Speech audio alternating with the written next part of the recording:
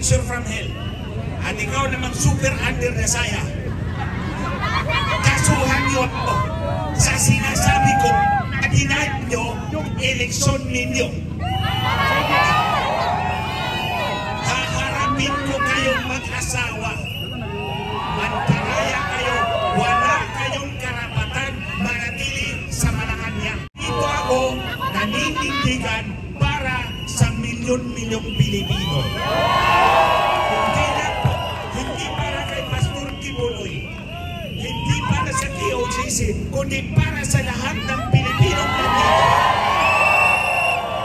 Nandito ako dahil may issue ako laban kay creature from hell at sa asawa niyang super under the saya at kasama Marcos. Ano yun? Inaya mo yung eleksyon, pangat pa kayong dalawa, dadayain nyo naman yung eleksyon sa 2025. At kapag mga namumuno, walang solusyon sa mababang sweldo ng sambayanan. Kapag pangalan namumuno, pati ang pondo para sa kalusugan, gagastusin para sa korupsyon.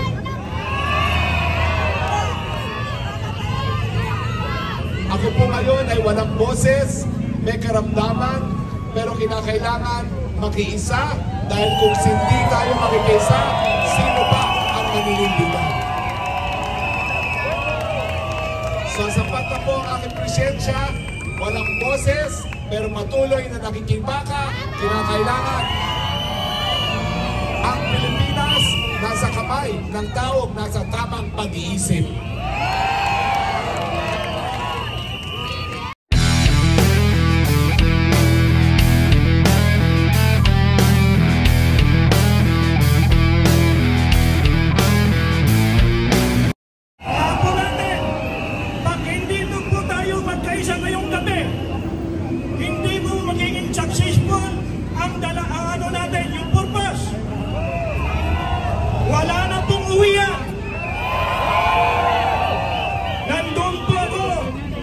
ng People's Power. Nagpapalitan po ang tao. Nagpapalitan, may pangaraw, may panggabi. Kung kayong grupo, kayo na ang bahala mag-usap-usap kung kailan kayo mag-uop dito sa Liwasang Bonifacio.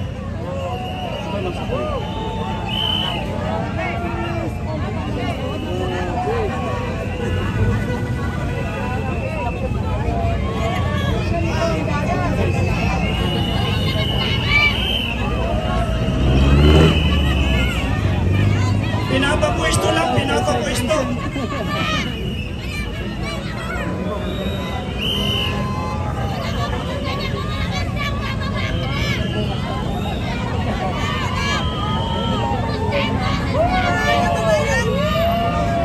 BBM resign! Pinapapwesto lang, dito tayo sa harapan daw. Harap ako doon.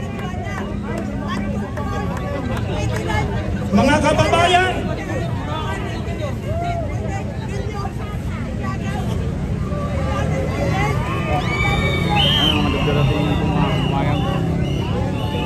matinga po sila sa Sandra Kang, si Atty. Roque.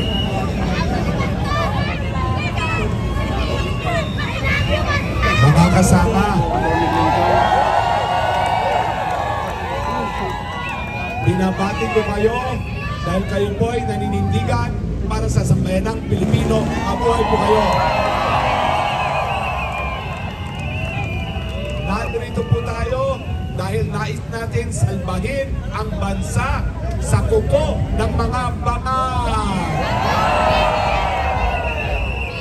At narito po kami naninindigan na ang dapat mamuno ng Pilipinas ay dapat nasa tamang pag-iisip.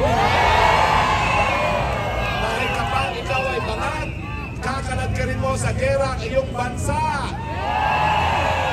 Pag bangat at namumuno, walang solusyon sa patuloy na pagtaas ng presyo ng bilihin. Pag bangat at namumuno, walang solusyon sa kakulangan ng trabaho. At kapag bangat at namumuno, walang solusyon sa mababang sweldo ng sambayanan.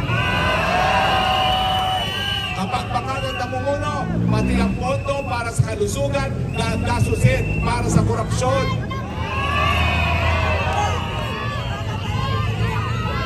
Ako po ngayon ay walang boses, may karamdaman, pero kinakailangan makiisa dahil kung hindi tayo makikiisa, sino pa ang maninindigan?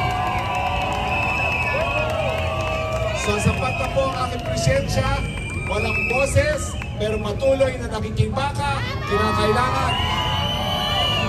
Ang Pilipinas nasa kamay ng taong nasa tamang pag-iisip.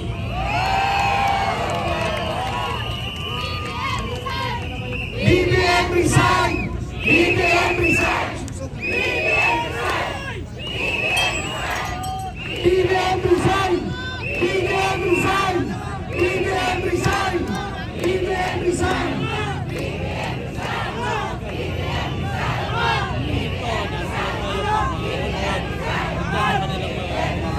Marcos, wala kang karapatan dyan posisyon mo. Kasi hinayaan mo ang eleksyon mo. Ito, testigo naman sa'yo. Marcos, ang yung asawa mong creature from hell. At ano yung asawa? Yung asawa ni Marcos is a creature from hell. Okay, ay hapon ko ngayong mag-asawa. Oh, ikaw, creature from hell. At ikaw namang super under the saya. Kasuhan niyo ako sa sinasabi ko na denied niyo yung eleksyon ninyo. Haharapin ko kayong mag-asawa. Mantaraya kayo, wala kayong karapatan manatili sa Malacanang. Lumayas kayo.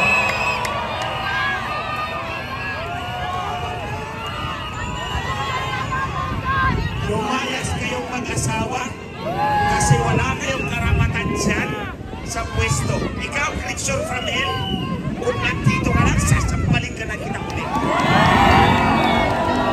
Sasampalin kita dahil you deserve it. You deserve na sampalin ka ng bawat Pilipino. Isa kang manipulador. Manipulador, minanipula mo ang Korte Suprema, minanipula mo ang eleksyon, minanipula mo ang Smartmatic. At nandito ang testigo para sa bayan. Sige, hahamunin ko kayong mag-asawa sa lahat ng kapangyarihan na hawak ninyo ngayon. Kaya nyo ba akong harapin? Ha?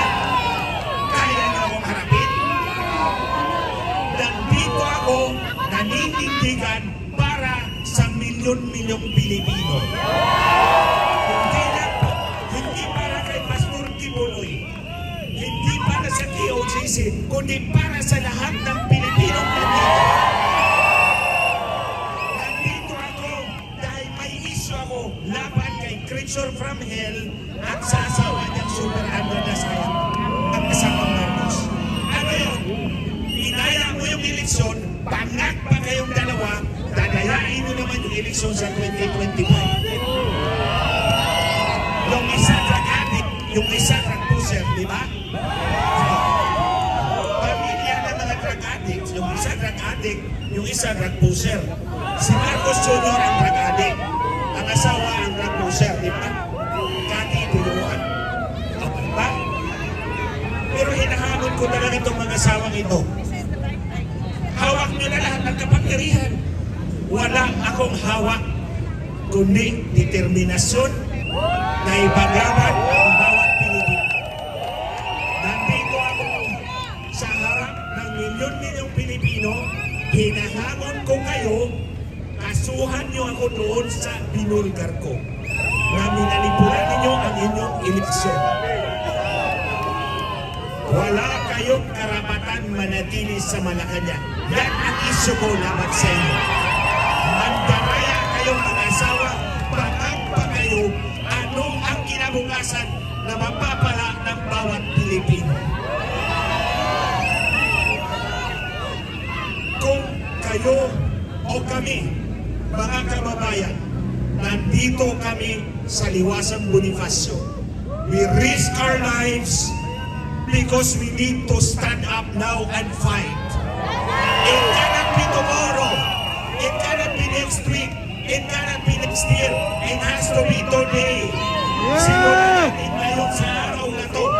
Palayasin natin yung mga mananayan, yung mga nasa sa Malacanang.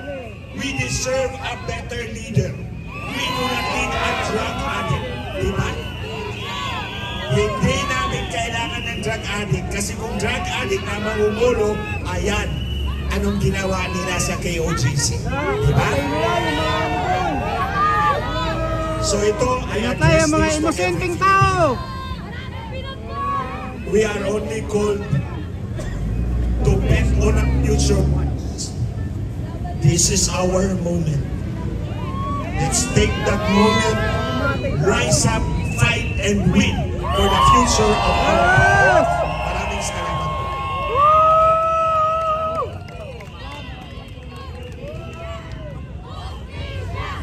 Justicia! Justicia! Justicia! Justicia! Justicia!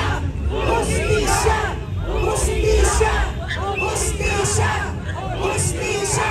Justicia! Justicia! BBM resign!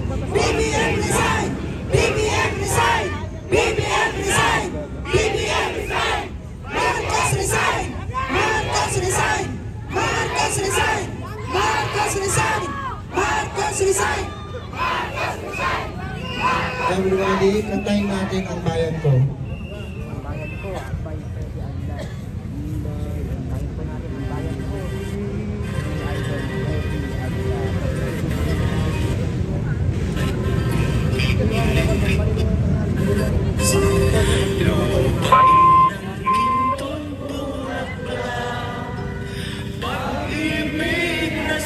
Kanyang balan, nag-alay ng ganda at dilag, at sa kanyang yumi at ganda, tayo ay nahahalina.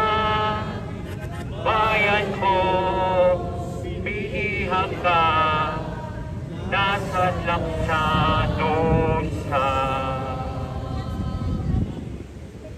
Ibon mang may layang lumipad, kulungin mo at umiiyak.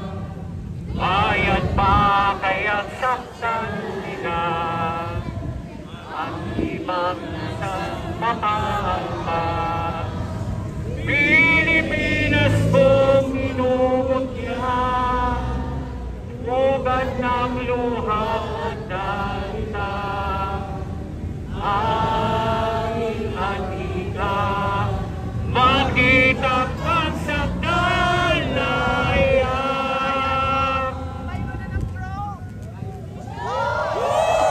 Every side! Baby, every side! Baby, every side! Baby, every side! Baby, every side!